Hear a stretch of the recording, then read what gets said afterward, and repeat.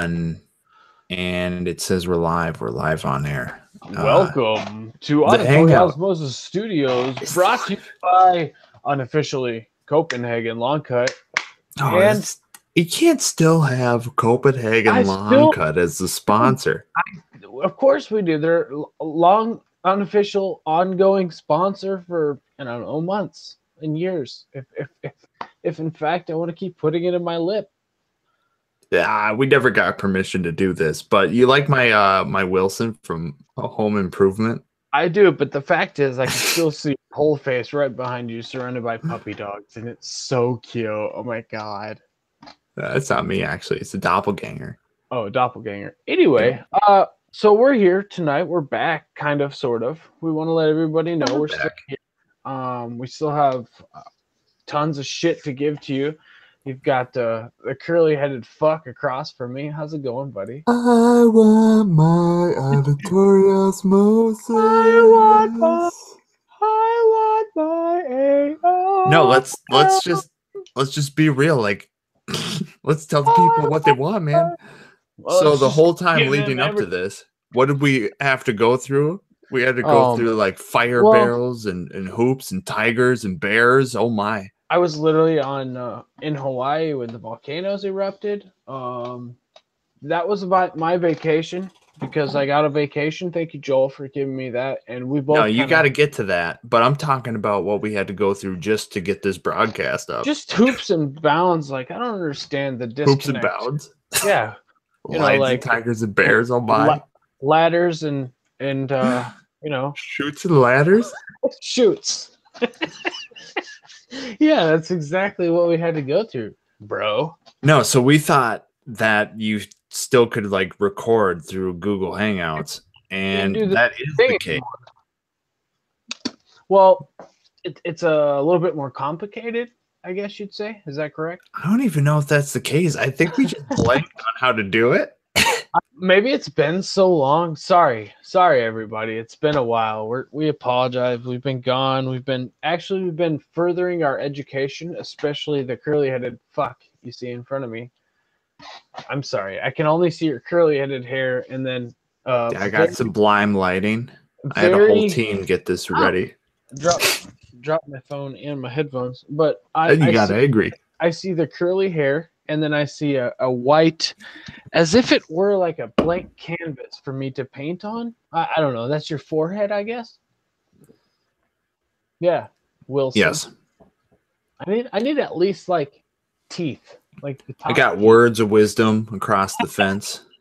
Wisdom across the fence. Show these motherfuckers. Weapons of mass creation. Words of wisdom across the fence. That's what we're getting to. We haven't got that far yet. So, but let's get back to Hawaii, though. Oh man, we've got a lot of stuff for Hawaii. We've got stories, we've got video, we've got all sorts of stuff. Tell the stories, dude. No, we're gonna do that later. Just dive right in. I can't. That's because when I did dive right in, you're gonna hold out. When I did dive right in, I'll tell you one story. Okay. So yes, this is the best one. This is one of them. My girlfriend and I, we wanted to go snorkeling, and I was like, yeah, get some good GoPro footage, blah blah blah. But I wanted to take her out first and like show her how to use the snorkel and blah blah blah. So I was teaching her all that, but I was diving down, I was looking under rocks, looking for lobster and looking for sea urchin and stuff. Well, she got tired of sucking in water for the most part. Not necessarily, I guess. She went in. I met her and I had knew a couple. She knew a couple. I had met them. They were kind of our Hawaii friends, but man, they're awesome people. So they'll be good friends for the rest of our lives, I'm sure. Anyway, him and 30 years later. Yeah, exactly. Him and I went back out. We wanted to go snorkeling. He's a really good swimmer. He was on the same stage as me, actually. He was higher. He was better swimmer, better everything than I was. Anyway, we're snorkeling. We're going out past, I don't know, it's probably literally a quarter mile out. It was at least 1,300 feet from the shore. 1,320 would be a quarter mile. We're out there kind of looking for like bigger mathematics, man. Yeah, looking for bigger stuff, you know. He's to my left a little. He's probably like, I don't know, 25 yards away from me. We're looking down, diving down. I come up to surface for air, and all I hear is help, help, help. Oh fuck, dude. So I look up and I hear this lady yelling help. She's like, we'll just say, for lack of better terms, she's fairly obese. I mean, she's drowning, okay? She's struggling hard. She's already got a floaty around her. Okay, she's got a big like lifeguard yellow floaty kind of thing that she's already on, but literally she's still, you know, displaying the drowning part, like hands and like. And I get up to her and I put my arm above my head in the water so she can like kind of hit that and not push me under. And I grabbed her and I was like, you gotta calm down. She's like, I think I'm drowning. Can you help me? I was like, yes, I can. Just hang on. So I flip over to my back and she still starts pushing me underwater. You know, and your buddy had an asthma attack while this was going on. Not yet. He didn't. Not yet. So she's like basically pushing me under the water as I'm trying to save her. And I was like, hey, Matt, help. I need help. We need help over here. We need to get her to the shore. And so he comes and he gets on her left side. I'm on her right side. It takes us probably like 4 or 5 minutes to finally get her because she's struggling still. And I don't know. He looked at me once and I didn't remember the conversations prior or anything like that at this point. I was just, we're kind of in like go mode, you know? So we bring her basically as close to the rocks as we can get her. And then her son jumps in the water. Literally had to have been no longer, but no shorter than a minute, but it had to have been between a minute and a minute and a half. And the fact that it took him that long to get out there to come save his mother, like, you don't know where your mom's at? Like, anyway, she was in no shape to be out there. She was getting, you know, ripped out by the tide, and we brought her back in. Anyway. Well, so Tim, from one working class stiff to another, I'm very proud of you, what you did in Hawaii. And I think it's just great. And continue on with your story, and feel free to get some wisdom just from your neighbor across, you know, the border here, across the fence. See, after we had finally got her to the rocks, and we had struggled hard, dude, because I don't know, we were struggling just to get her going, you know, like it was a mindset for us, especially to like go into like save mode. But then when we got to that, she was still like weighing us down. So we finally got her to the rocks and like to her son or whatever. And he looks at me with these eyes, and he just like I don't even, I can see it now that it was kind of like a, oh shit, but it wasn't. It was like, oh shit, but you got this, because we had already saved her. Now it was. Did you have to administer CPR? Sorry. No, there was none of that. It again, for her, it was mental. It was 100% mental, man. It was just crazy. It was mental, bro. There were people drowning everywhere in the Pacific Ocean. 100% true. It was mental for her. Again, she had a floating device. She had everything she needed to keep her above water, but especially in salt water, all you have to know is if you turn over to your back, or if you just suck in as much air as you can, you're going to be as buoyant as fuck, because So we're talking about a southern temptress swimming in the Pacific Ocean with her son, right? And she probably doesn't know how to swim in the ocean because she only used tubes and rivers. Well, you can't say it like that. What we can say is the floaty may have made it worse for her because of the current. You know what I'm saying? Like, because of that flotation. Well, she is a temptress, right? From the south? No, in my mind, she was. She was, okay, we'll call her a temptress from the south. But a beautiful, bold southern temptress. Big booty hot booty. Let me see you touch the ground. Sorry. Too much? Is that? Anyway, you decide. I'm not your therapist. to the rocks, and her son gets her and like, thank you, thanks for getting her, blah blah blah. He takes off, and I'm like, you're okay.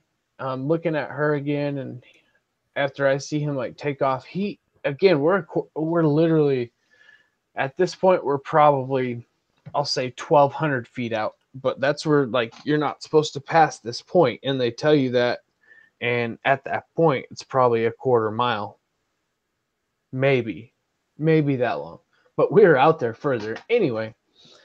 So I made sure she's okay, and by the time I turn around, he's halfway into shore. He's like booking it. Like I said, he's a fucking good swimmer.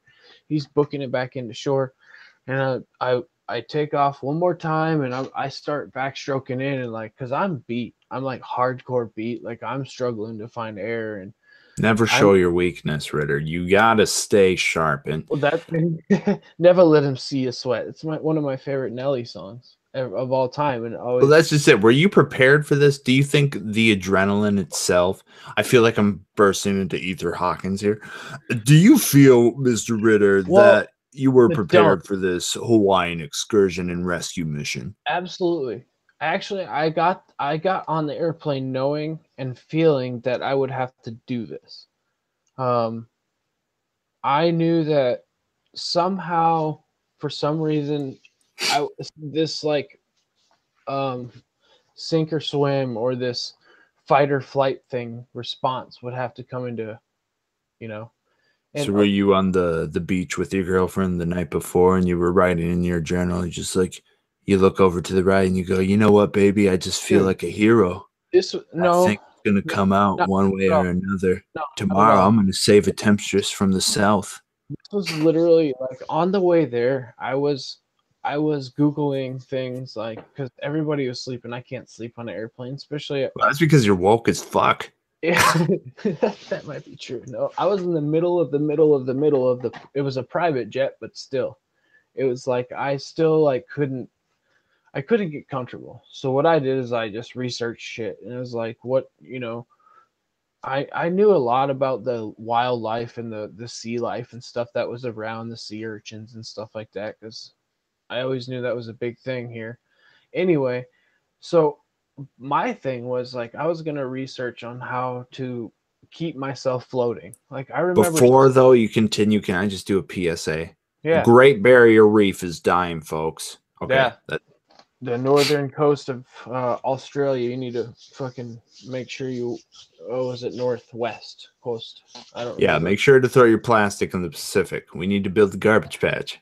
We need a garbage patch If you island that we didn't can. rescue this woman, do you think she would eventually became part of the garbage patch? Do you think she would have been absorbed? It's terrible to say, but honestly, I think just because of her mental state that she was in. Yes.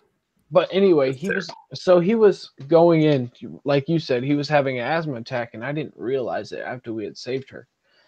And but when I was coming in, I had went from I had turned over from my back and I started like swimming in, but I was so like I couldn't breathe. I couldn't catch breath. I couldn't like fully get um like I even had one thought of one time is like, am I gonna make it? Like I'm halfway in at this point, and I know in like 100 yards I could touch, but it's just like one of those things like that your mind always tells you, or that something in your mind's like, do you think you could do this, man? You're like, fuck yeah, I can do this. I already saved one life. I might as well like keep my life going too. And again, it's a mental thing, and I think that's where she was at that point.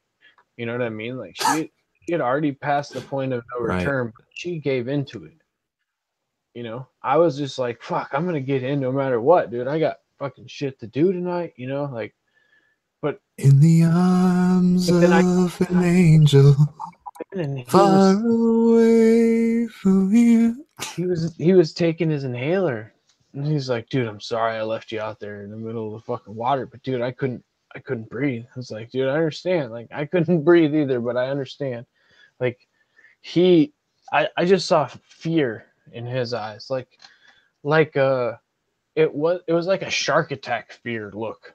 It wasn't like he's drowning or anything. It's like at this point he's got it. He can fucking save himself. But now something else is happening that I didn't know, and like I had no control over. You know what I mean? It was just like at that point I felt worse for him standing on land.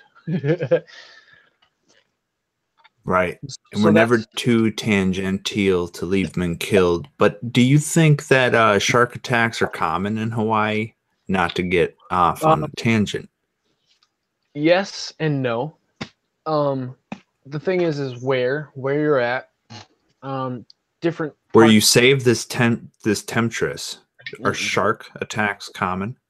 Did you have to worry about sharks, Ritter, while you were swimming Well, with so the sweat being absorbed? When sweat being absorbed. When we were snorkeling, we saw schools of bait fish that I used to catch in Florida when I was a kid when we would go like fishing for stuff in the ocean. But then there was these crazy fish. They looked like, and this is why I was so pissed off that day after we had saved that lady, is because my muscles, everything about me was burning, and all I wanted to do was go in the water and get more footage. Like I didn't feel like I got good enough of anything. Like I did get a bunch of good footage, but I didn't get half the stuff I felt like I wanted to because I was lost in those moments, man. I was living it. I wasn't fucking, you know what I mean? Like, yeah. My girlfriend and I were literally living in the moment. There was no, I didn't give a shit about a fucking GoPro. I didn't care. I wanted to get footage for us, but at the same time, man, it was my first time and I don't know how long to just let go, Recollect and connect. Oh man, and the way of no power lines, not being under like no. Yeah, let's get into that. Well, okay. I also wanted to cover that you left right when the volcanoes started to erupt. Literally, so before we get into like the connection with Earth and like reconnecting and recollecting, let's talk about that. So volcanoes went off when you were. Put it this way, okay? You got the floor. At the time that I was saving this lady's life, the first of about, I don't know, 14 of the 14 earthquakes went off when we were there. That I only say 14 because by the time we got off the ground, there was more earthquakes, but I think it was 14 was the count when we had left the ground. But again, we were on a private airplane. So that morning, or the next morning, the morning after the first earthquakes and stuff, they hadn't said nothing the day before. But the next morning, hang on. They hadn't said nothing, so they said something. No, I had the weather thing, and I always have my weather app up, so I know what's going on around me. You know what I mean? Regardless, I don't have to. Well, I mean, the weather. How do you? Well, you got to have a Richter scale. Well, here, just listen. All right, all ears. So we were talking about how hot we thought it was. As soon as we got done swimming that day, because what we were trying to do was either get burnt or get a tattoo that day, because that was the Thursday. That was the second to last day we were there, and that's the day you're supposed to get a tattoo. So if you do get that tattoo, you don't have to go swimming anymore. It's on the brochure. Basically, this is the day you get the tattoo. That's what they tell you, basically. Hey, honey, let's get our tattoos today. Let's bring the children. So, but I chose to get burnt by the sun. Of course, that didn't happen because we had to save someone. Cheaper. But yeah. So when we were snorkeling, the first earthquake happened, and by the time we took off, there was 14 of them. Again, I was looking at the weather app, but on my weather app, it actually shows these big red circles, and it showed the islands, and it showed the big red circles on the big island. And I was like, what the fuck? It was like earthquake. It was I think like 4.0, and then 4.5 later that night, 4.8, and then went to 6.0, and then 7.0. The 7.0 was like 36 miles deep in the crust. Maybe I'm wrong, and it was like 63, but it was 36 or 63, one of the two. But either way, they knew then that shit was about to happen. And the island I was on was Maui, and that um that Maui. volcano has been dormant for 400 years, and after 700 years is Really? when they call it a dead volcano, basically. uh, Maybe that's the term, is what they call it, after 700 years is dormant. But I don't know, from that minute that we're getting on the tour bus to like go to our resort, like I knew some shit was about to go down. Like I'm glad I looked at this shit on the fucking internet, like how to save somebody. I'm glad I don't know. It's just stupid, but it's just crazy how like I had all these thoughts in my head, like I want to see a volcano go off. Like these are Texas thoughts, okay? Like when you in Texas, you hear the tornado siren, you go outside because you want to see it. You know, that kind of I shit. want to shoot guns. I like floods. Yeehaw! That's fucking right, man. But so you hear that this shit's happening, and it's shooting boulders into the air. The boulders are the size of cars, like Volkswagen Beetles. So it's shooting Volkswagen Beetles at 100 some miles an hour. Lucy in the sky with Volkswagen Shooting, Beetles. dude, crazy. Shooting fucking rocks into the sky, 125 feet up, and people are just watching it, just like Texas, dude. It's amazing. But in Hawaiian culture, it's one of their demigods, or one of their gods. It's Ukazawafa. no, it's her name. She's Ikawakalaka. shut the fuck up. Quit making fun of them. I'm not making fun of them. It's just that's what it's gonna be. No, it's not. It's actually, it seems like sexual. Quit making fun of them, man. No, I'm not. AJW. Hawaiian goddess of I think it's Hawaiian goddess of the big rock in the sky. yeah, the Hawaiian goddess of lava and beauty. Why don't they just call it like the Hawaiian goddess of transformation and metallurgy? They're not calling her the same thing. Oh god, there's multiple definitions. We're gonna be here all night. Absolutely. Well, Mistress Pele, I think is what her, something like that. Ah, see.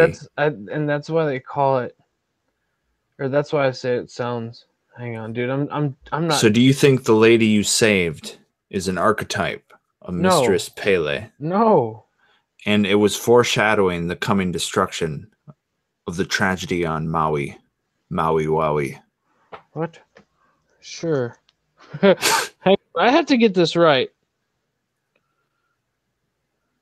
It is Pele, but goddess of fuck, dude. I'm so sorry, Hawaiian. The goddess of soccer.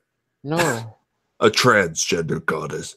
I'm sorry. I'm not even trying it. Anyway, I kick the ball like Pele. They just let it happen, man. I mean, that's all you can do. Everybody's like, well, it's not going to be much left of that big island. I'm like, no, actually, there's going to be more of the big island. Exactly. That's the formation. That's why I said it should be the goddess of formation. But no, I wasn't making fun of it. It's just to the point of that their whole language is going to shorten it up to like uka ala hava.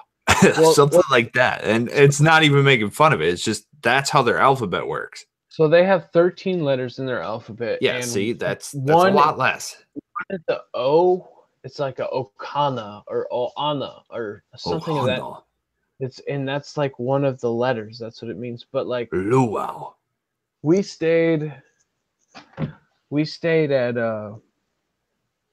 Ka'anapali on Ka'anapali Street is what it was called. It was awesome. It was the Sheraton on Ka'anapali, And Nice.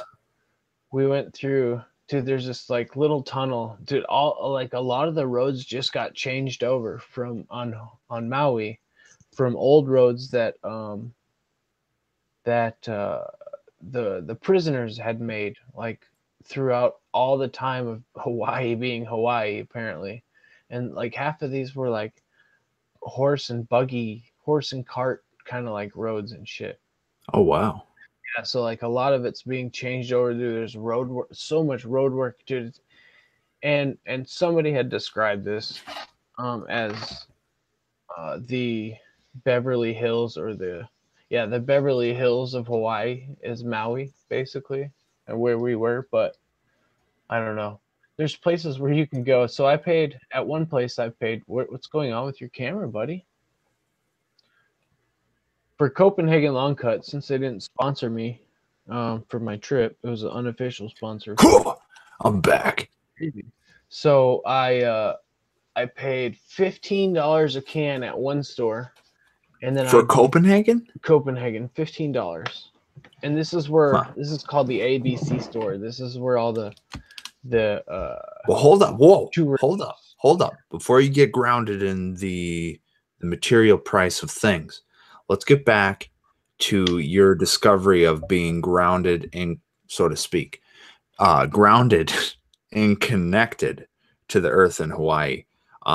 So to summarize, you had to save a temptress from the south. Her son, who was in a panic, couldn't help her. So your adrenaline kicked in and you're like, gotta save the temptress from the south. And your buddy had a panic attack of his own, which was more or less of an asthma attack. Yeah. So something he couldn't necessarily prevent until he had the right lubrication for the lungs. Yeah. And yeah, exactly. So after all that, and I'm sure it was a romantic stay with the girlfriend, bonus, before you leave, you're frantically searching for seeds for me, which was, by the way, Cinco.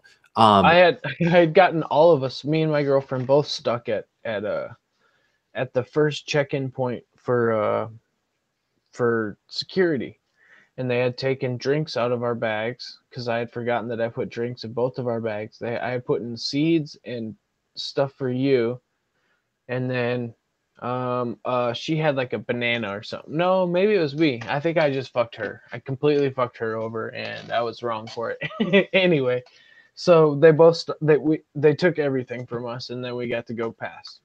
And they were training that day, and so they and the volcanoes were going off, and the volcanoes were starting. So we had to like get going. If the wind changed, we weren't leaving. But I want to get your perspective to just have all the accumulation rain down on the ears of the auditory osmosis listeners. When you say you felt more connected, or at least you said you felt recollected, but I'm gonna equate that with being connected more to like the actual cycle of who you are and being I think that's an organism. Actually, it was on Earth. Honestly, it's not the like the on your own feeling, but it's the like you're in control, because you literally like. Well, you're not, but you get this feeling. You're more into. Well, so or I shouldn't say hypothetically. The main thing is I feel like I'm in control of this, of her and I vacation. Like I have to be the man. Like if some shit goes down, I have to be in charge. You know, I have to be the one that fixes it, or I have to be the one that makes sure everything's okay. Does that make sense from what I was saying a second ago? But then you start to realize like you don't even, you put up your guard all the time. Our guard is always up, okay? And then I get to this hotel and like you can walk out back and nobody you don't need to know or nobody you don't need to see is out there. And it's just like you get to let go. You get to forget what you're doing, forget what you're thinking about, forget what like stress you left back in the mainland, the mainland. and you just get to like you're in tune, but you're dropping out of tune. Do you know what I mean? Like it's like you said, it's a reconnection. It's a fact that you're not plugged in. You're not. You're But not. you're always plugged in. Like organically, you're plugged in. You're plugged into the earth. You're plugged into the biology of your organism. But you're disconnected from the myth of where you are at that point. Well, you're disconnected time and space from the electronics and the stuff that's telling you that you need to do this, or I shouldn't say it's telling you, but it's giving you these feelings of having, I mean, false desire, drive. Like I found out one of my favorite chefs from culinary school was in Hawaii the same time I was. Thank God for my phone. At the same time, it was like I shouldn't be using my phone, but do you know who else was in Hawaii at the same time I was, Joel? No, well, I don't. You might hate me for dropping this name. No, I will not hate you. But it's a very strong thing. Joe Rogan. Not to mention, I tried to reach out because the Gracies and Brian Ortega were trying to have a thing. They do seminars all around the world, but they were doing one just so happened to be the day I had to get kicked out of the island. They were doing a seminar in Hawaii. Joe Rogan was out there hunting axis deer and shit with like some of the best bow hunters you'd ever even talk about. I don't know. It was just is dexterity a privilege or a trained depends. Acquired skill? I think you can have it if you train with Let's it. Let's actually talk about this. What do you think about hunting? I know that I've seen clips where people talk about is it ethical and whatnot, but I'm talking like more from the standpoint, is it obsolete like by society? Do we even have to hunt, or is hunting officially sport now and everybody who thinks that they're hunting for food is just making up an excuse to play a sport? It just depends. But you have to realize that I see it as the latter, by the way. You think that people are just making up excuses. Yeah. Yeah, but I mean, if you look at like even back in the States or the mainland, as it were, but I'm sure the DNR exists in Hawaii. But the point is resource management itself is like a mathematical game, right? So like they, for instance, they'll populate fisheries. Dude, okay. Here, it's all about the money and the statistics. Can I give you ecology? Some crazy numbers and some story behind why there's so many deer and chicken on this island? Yes, you can, but I try to keep it focused on the point, or at least the topic of is hunting a sport? Huh? We'll talk about that part later then. Okay. Hunting. But give me the stats. It depends. I'll give you those stats later. What we'll talk about is hunting. What is man getting out of it at this point? Well, you can hunt for your own food. You can hunt to be clean like that. You can hunt to serve yourself. But again, there are people like that can just buy tags and just be like, hey, I'm hunting today. You know, I get to go hunting. But at the same time, some of them, yeah, there's always gonna be douchebags out there that want to just hunt for the fucking antlers. You know what I'm saying? Okay, is Joe Rogan a douchebag? Because he's traveling to hunt. So therefore it implies that he's not hunting to have food. He's hunting for sport. That's not true. Okay. Because he's first of all, this is why he was hunting there, because there is 3,200 people on the island. There's 30,000 axis deer on the island. They have to kill 15 every day to try and keep that population in check. That's how rampant they are on that island. But that's the whole thing about ecology. It finds an equilibrium naturally, but because of human activity, the DNR and the resource management departments have created these statistical illusions that try to maintain populations that are actually artificial. So what I mean by that you want to know how artificial this is then? Yeah, but what I mean by that is, guess what? As far as extinctions go, just let me finish this though. Okay, all right. This thought. As far as extinctions go and like the natural supply and demand of predator-prey relationships, those things balance themselves out. But since humans want to manage resources, they have created artificial bubbles in populations. Yeah, well, but guess what? Guess how many animal species of any sort are native to Hawaii? Well, that's another point. Globalism and its exactly. So another point. King Kamehameha was brought these deer. Human activity. Yep, exactly. But when he was brought these deer and these chicken, it just started going crazy. Okay. Right. And it literally started going rampant. This is the island of waterfalls and what's it called? Waterfalls and flowers or something like that. And that's Lanai. Sorry, Lanai is that island. And there's literally like the Hawaiians kill 15 deer and they give the fucking meat away a day because they can't. They had brought them there and these axis deer were made to get away from lions and tigers or things in fucking Africa. These were not meant to be in Hawaii.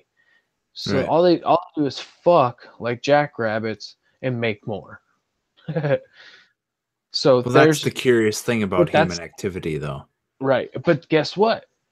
On the same stint, you and I had talked about microclimates and stuff like that. On this same island, they had goats. They had brought goats, right? Right. Goats ate so much of the vegetation that the microclimate disappeared. There was no rain because there was no accumulation of any sort of condensation in the morning. Vegetative growth produces excess humidity. Right. So none of this was happening. So they literally had to kill every goat on the island. Yeah. Well, that's the curious thing. Human error. Well, here's my question about humanity. If they are a naturally occurring thing on Earth, why are they so disproportionate to the equilibrium of ecology? Because it's so strange. I don't know. Is the mind the curse of the creative effort of man to deploy his own technologies and thoughts and therefore create problems out of solutions? But let me finish this. To parallel the points of Hawaii and what you brought up, you could see the same parallel in the plastic. For instance, we created this artificial demand for plastic bottled water, and now we have to engineer or at least try to exploit microorganisms that are eating and breaking down the plastics, right? Isn't that crazy? Actually, but that's what human thought does. It creates problems and then it tries to discover that and not necessarily like make that. But it's a perpetual dialectic of creative, degenerative cause and effect. You're absolutely right. No, I get where you're going to. Why is it like that when the entire planet itself does not display those characteristics, when in fact ecology creates equilibrium? Or the planet can't do this for itself. Its offspring and its biodiversity or its life. But it gets deep. It gets deep, Nick. Has to do it for them. But let's say humans are a byproduct. Let's say the Earth does people. Okay. As a verb. As it does. Right? Okay, let's say Earth is a byproduct or a direct product of ecology. Therefore, is in the large grand scheme of it all, are humans by their way of creating problems, providing solutions, creating equilibriums with the dialectic that they employ over time? No. Or is it inherently a problem with human thought. And here's the thing, because if it is not an inherent problem of human thought, and we are direct products of ecology and nature, and over time we are creating harmony, then perhaps the globe is just perfect the way it is. And the fact that humans bring all these animals to Hawaii, and they pollute plastic, quit it, shut up, engineer microorganisms. How do you not know, though, that is not harmony over time of ecology, if we are a part of ecology? Exactly. I don't think it's supposed to be like this. You have to realize that this is, if people believe in God or whatever, and he was supposed to come back like a long time ago, he gave up. Whoa, but wait, but if it's not supposed to be like that, what I'm saying is, why do humans do it then? Because it's a choice. Because there's good guys and bad guys. Okay, basically. So it's a dialectic again. See, we're trapped in that perpetual. Well, there's a dialectic. It still goes back to choice. It still goes back to what we. The only thing that's going to be better than us is our upgrade. And that's but is determinism really a choice? Does the fox choose to eat the rabbit? I think the fox somehow was born to eat the rabbit. Okay, so is humanity born out of ecology to equalize the system of ecology by its choices? I think through its choices. I think we may have been there to equalize, but through our choices, we did completely the opposite. Now, because of those choices, equalizing or equilibrium is far too gone. Could be. I think it is. There's no way we can go back to it. We already know that there's such a thing as global warming because it happens cyclically. It's happened every 30,000 years supposedly. But is that a problem? I think it's a problem the way we've, as a human race, the way we've kind of started it and made it snowball. Did CNN have headlines about the dinosaurs dying? It doesn't matter. I was being taught. Well, some people don't even believe that dinosaurs are real. Some people believe what I'm saying though is buried dinosaur bones in the ground. Yeah, New Earthers are crazy. Well, I don't know if they're crazy. They just have very strange beliefs. I'm just going to keep nodding my head and saying, I don't know. Well, what I'm saying is, if the dinosaurs went extinct naturally, what if global warming is just the natural equilibrium of time, plane, energy? Well, and equalizing a human system to create an extinction pattern for humanity to give birth to a new species. Well, I don't think the Earth works exactly like that. I think it works. You don't think so? No, I don't think it. Even if there's some almighty being behind it, I still don't think it works in such long, big numbers. I never said it was teleological. I'm not suggesting a grand plan. I'm saying that this is a self-driving, self-sustaining system. So whatever it is will kill off the parasitic relationships naturally. Well, I think there's plants that try to do this anyway. There's things that try to do this anyway. I think again, we're supposed to be part of this, but we kind of went off a deep end at some point, and anything else that we do, it just needs no, that's stupid. The only way we can make it better, the only way the human can upgrade is probably through through machines, we'll just say, right? Maybe. I mean, I have no judgment at this point. I'm just kind of probing.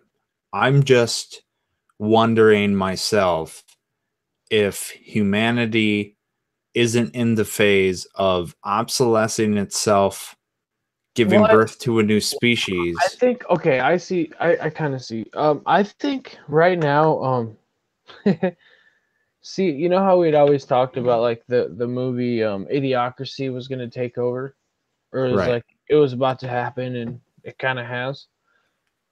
Don't you think that somehow, some way, that mass amount of, we'll say, people with less ways of thinking, don't you think somehow there's going to be like a way of them just like, such as ourselves, our feeble minds? yeah, there's going to be a way that we just weed ourselves out, don't you think? Well, here's the question. Is that, again, intelligently engineered or a natural cause and effect scenario of humanity growing bigger and bigger as a society? I don't think these are... So, like, you have all these questions of determinism versus intelligent selection. How much of it is a choice for mankind? And how much is like predetermined notions? Well, yeah, I mean, like I said, did CNN run headlines of the dinosaurs going extinct? Did the dinosaurs know they were going extinct? Does humankind know it's going extinct? And would it run headlines on CNN that it's going extinct? Did the caveman say, run out and get meat right now? Well, I think if it is not in our control, we would not know that it's happening. But it's such a peculiar conundrum in my mind because we have all these different angles of people sounding some type of alarm. Everybody's an alarmist in the 21st century, by the way. So true. But we also have media these days that tells us everything is so, you know. It doesn't necessarily mean that it is. But at the same time, there's people having those thoughts. So it's not necessarily the media, it's transportation and a transformation process of thought. So the medium is not necessarily the message. No, it is the message. That goes deep. Oh. That goes a lot deeper. That goes to, and I'll explain it real briefly. When you if it wasn't for the medium of air, we would not be doing this. All right. So like the medium's the message in that case, the vibratory process. If it wasn't for the language we know. There you go. There's another medium. That's another message. Right. But, you know, people can study that as it is on their own time. But it's strange that you would feel connected when you leave the electronic world, when the electronic world and our technologies are supposedly trying to save us from the problems we've created. So... Oh, I get it.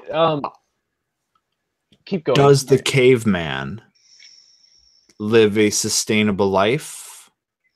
So it seems as if the more humans externalize thoughts, the more problems they solve, the more problems they create. Out of the solutions of the...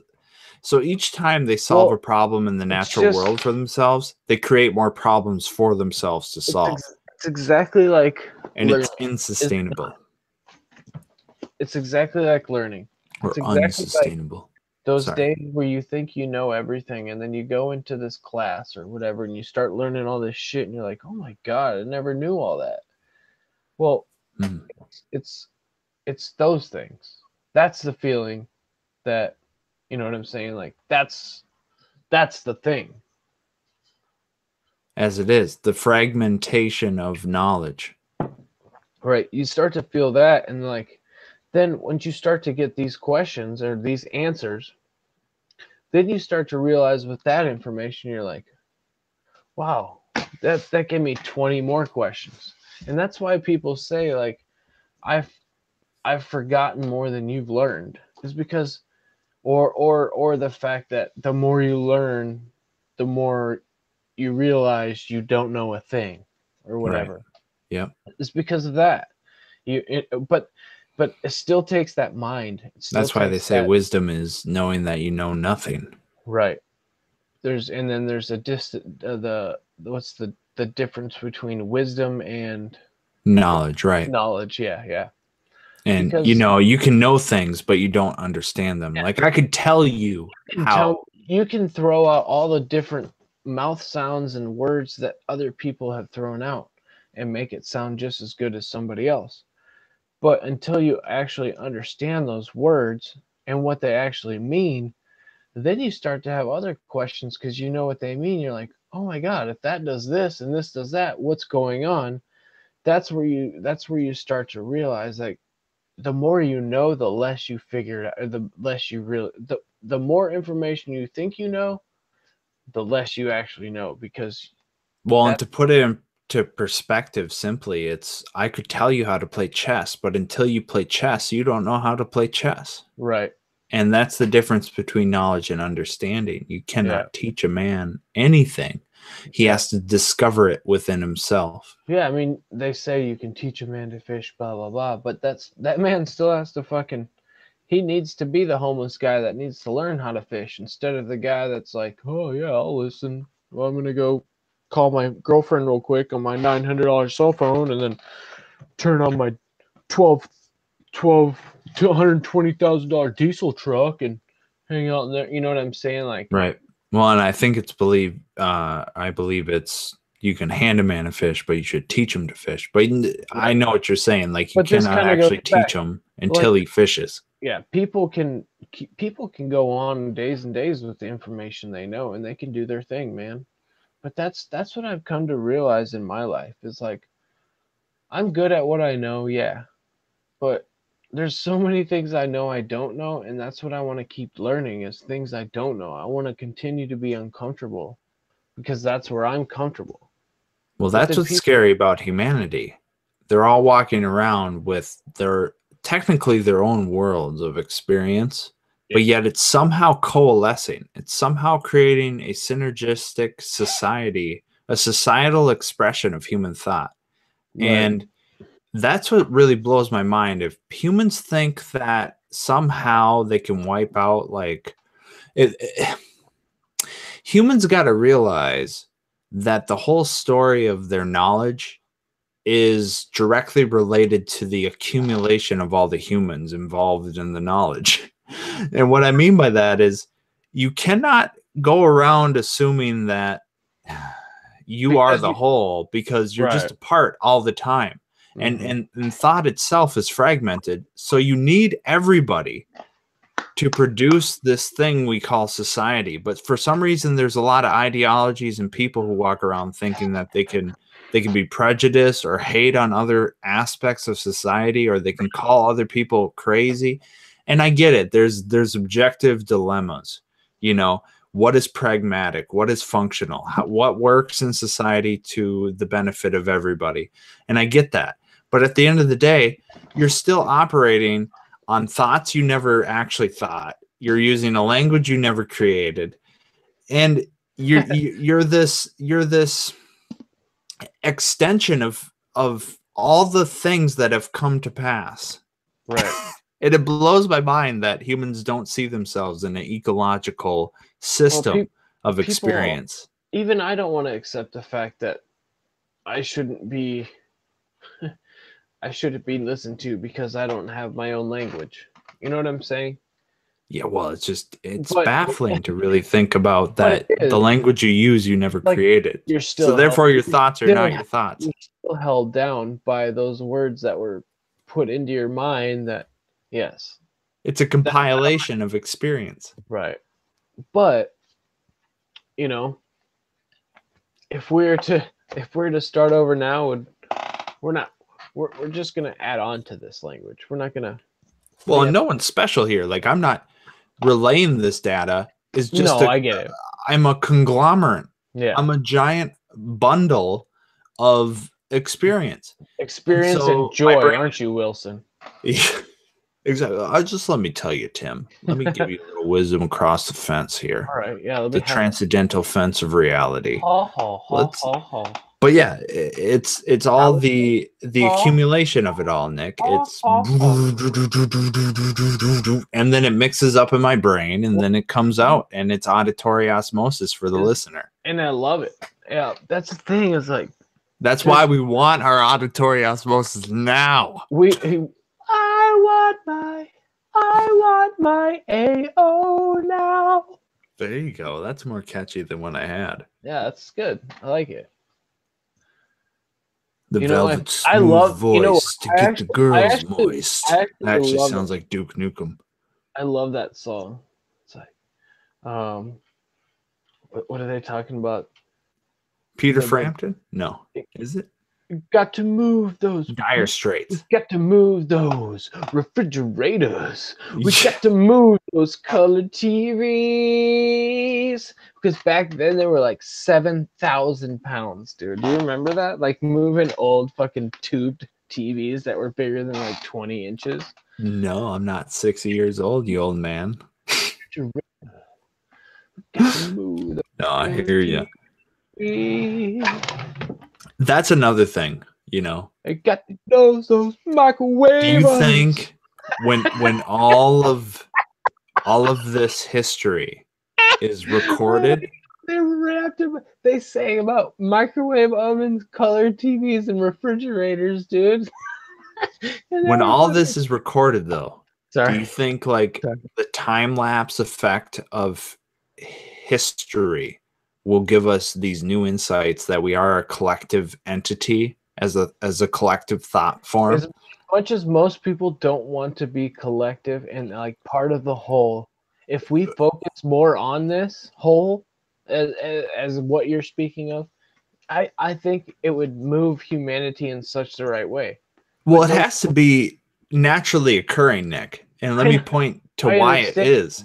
How does society function with everybody walking around thinking they're egos and they think that they are what they are? It's like the ecology naturally produced this, and we don't even have to even know we're whole, like we're a holistic entity. It's actually just innately present in our genetic expression. So technically, Nick, the fact that society works as it is means that there's some type of deterministic mechanism providing. There's a cog in the wheel. Yeah, and thus we are. Yeah. No shit. So why is that? Like, if humans even give it thought, would it break down or would it work better? Because without something to push us, nobody's gonna do anything. Very strange. You know what I mean? Yeah, I feel like that's and right now the push is it's terrible to say, but it's the next best thing. The Matrix. It is all around you. This has been Primary Thoughts with Nick Renner. It's true. Yeah, do your butters. Do your butters for auditory osmosis. What are you talking about? I can't do it right now. I haven't done it for so long. I mean, that's you got to work on it. I gotta get back to it, dude. I played that game. It was fucking awesome. Nice. Yeah, and now as the last person I ever fought in that whole game was Morgan Freeman, the voice of God, recently charged with sexual harassment. Please, I mean, I feel like he's the new age Bill Cosby. Back then, you wanted to be sexual. The new age Bill Cosby. You know, you wanted to. You want to be harassed by him, please. Going into an interview, show me your Joe face. That's what those girls were saying. I'm the new age Bill Cosby. I'm gonna spike your drink, secure the job. Better voice. I mean, do you know? Every time angels. There's a baby born every 30 seconds. I can't remember, but it's something on South Park. Like, every time angels have sex, Morgan Freeman gets another freckle. It's like... It's true. What are you doing to your fucking camera right there, Wilson? Voodoo. Casting curses. Voodoo. Running from my magic. Mm-hmm. ICP. MAGICK. So this is like the first time we didn't start off with a video or with a song or anything like that. That was very candid. But what we want to get to is to the point that we're coming back with a season 3. We're going to be super strong with it. We got some stuff in the works. And we've said this for so long, but this is just want to let you know. This is kind of why we've been gone for a while. So We've been contemplating. come back, and now we figured out how to get back into the podcast world. You know, it took us 3 days, literally 3 days, to figure out this new bullshit behind Google. The Google Hangout, you start the broadcast and then you stop it. I feel like I need to smoke pot just for thinking about it. Like, Beep, bleep. yeah, Google just muted you. I'm sorry. I feel like I want to smoke bananas. I feel like I want to smoke Goya trees. Celery. Ice cream. This is a weird edit. I mean, who would say that? I feel like I want to smoke the devil's lettuce. What? What happened? I feel like I really want. We do not promote any type of use of psychedelic substances whatsoever. You know what I'm saying? Well, Joel, I do. Let's get out of here. I know it's been a short one. No, you can't say my name on air. Bleep. Bulb. Light bulb. So, Wilson, shoot. Wilson. All right, man. Anyway, we have more coming. It's been a while. Sorry, guys. We love you. And life. Just remember the way we end this. I just want to remind everybody that life actually is. It's so that's great. It. It's fucking that's great. It. Don't be making the. It's vibratory. That's what it is, man. It's vibratory and auditory osmosis. It's vibratory osmosis. Now we thank our unofficial sponsors of the evening, Copenhagen Long Cut, for being here for so long. You know, I like to thank my forehead for being so shiny. It's very shiny. I want to thank Noxzema for giving him such a fair complexion on his forehead. Thank you, Noxzema. Do you use that off-white stuff? The other day I had found out my teeth are not white. See this right here? Can you call me Scarface? No, I can't see that because it's so white. Scarhead? No. You know your name, Joel. Come on, man. You get the Christmas light bulb. Monetize. Demonetize. Get the fucking Christmas decorations out of there. Every time you say my name, there's a copyright infringement. All right. Sorry. Claimed by Ouroboros Principle. I'm gonna sue the shit out of you guys. By the way, everybody go to Ouroboros Principle's page. He's doing some really good stuff. Don't actually do it. Do it for real. It's really good. Do you know what the Ouroboros Principle is? Do it in 30 years from now. No. He needs to either die now or never die. Reject contemporary society. Reject it. It's wrong. It's going to be wrong. No everything you know is wrong. Infringement. Yeah. No copyright infringement. Right? All right, YouTube. Auditory, vibratory, osmosis, out. Peace out, gang stars.